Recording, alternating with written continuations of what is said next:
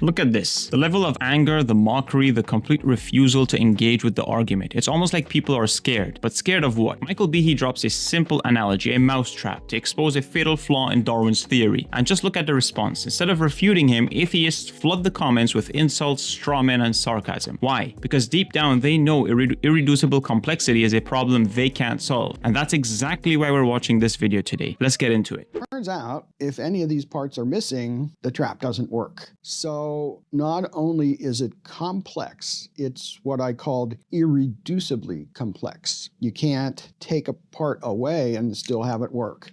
If you took away this hammer, the mice don't get caught. Take away the spring or the holding bar, any of the pieces, it doesn't work. Now, the problem for Darwin's theory is that, number one, the molecular foundation of life is run by machines. The cell is run by actual machines made out of molecules. People find that fantastic, but hey, that's the way it is. There are little machines that act like outboard motors that can propel cells along, and other machines that carry cargo from one part of a cell to another. And those machines, just like pretty much any machine, and including the mousetrap, have a number of different parts performing different roles, and they're all needed for the machine to work. Darwin's theory of evolution requires that natural selection favor an organism that has a very small change that helps the organism do something better. So if we're taking that view of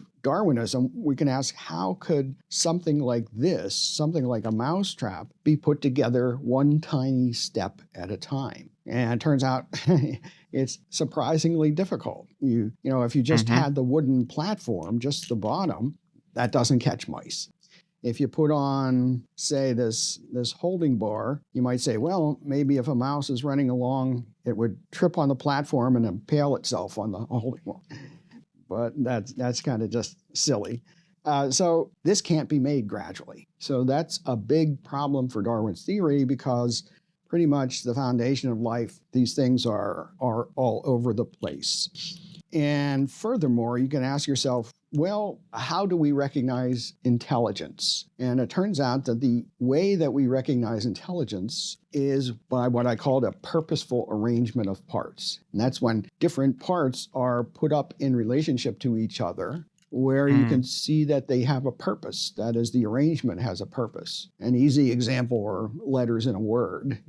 People put the letters in to form a word, words to make a sentence, and so on. And not only is this arrangement, this can't be put together gradually, but we immediately see that the arrangement of these parts has a purpose. And so we immediately grasp the intelligence that was needed to produce something like this. And again, I can't emphasize enough that Darwin didn't know anything about the foundation of life. He and his contemporaries thought that the cell was a little piece of jello, protoplasm, they'd call it.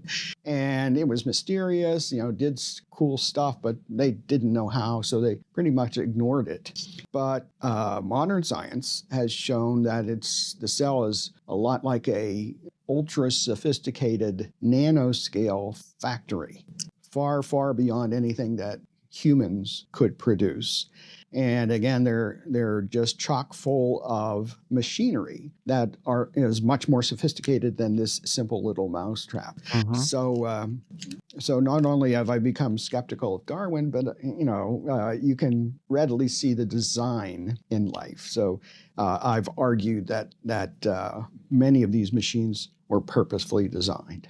Okay, so atheists mock Behe's mousetrap analogy, but in doing so, they completely ignore the bigger problem. Their own explanation doesn't work without smuggling in purpose. Darwinists love to say that random mutation and natural selection are responsible for all the complexity we see in life. But here is what they don't tell you. Why would random useless mutations keep happening until they accidentally lined up into something functional? What was guiding those changes towards something useful if nature has no foresight? Why do we see purpose-driven systems in nature if evolution isn't supposed to have any goal? They avoid these questions because the second you acknowledge purpose, you open the door to design. Let me give you an example. If we saw a football team perfectly line up to spell out a word on the field, we wouldn't say, oh, that just happened by chance over time. We'd immediately recognize that someone organized them for a reason. But when it comes to biological systems that are infinitely more complex, suddenly we're told, nope, no intelligence needed, it all just happened randomly. Seriously? That's like saying if you flip a coin long enough, it will eventually land perfectly on its edge a billion times in a row. That is why Behe's argument is so dangerous to atheism, because it forces people to confront the reality that certain biological structures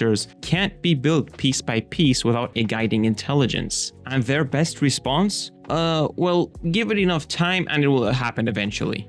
No explanation, no logic, just blind faith in randomness. Let's be real. If you need to assume an unguided process is acting as if it has a goal, then you're not doing science anymore. You're making excuses. So the bottom line, life is not an accident. Complexity demands a designer. The moment you see that truth, you can't unsee it. If you enjoyed this video, please leave a like and subscribe to Daily Pursuit of Truth. And as always, keep seeking truth, standing firm in faith, and firm in the one who is truth himself.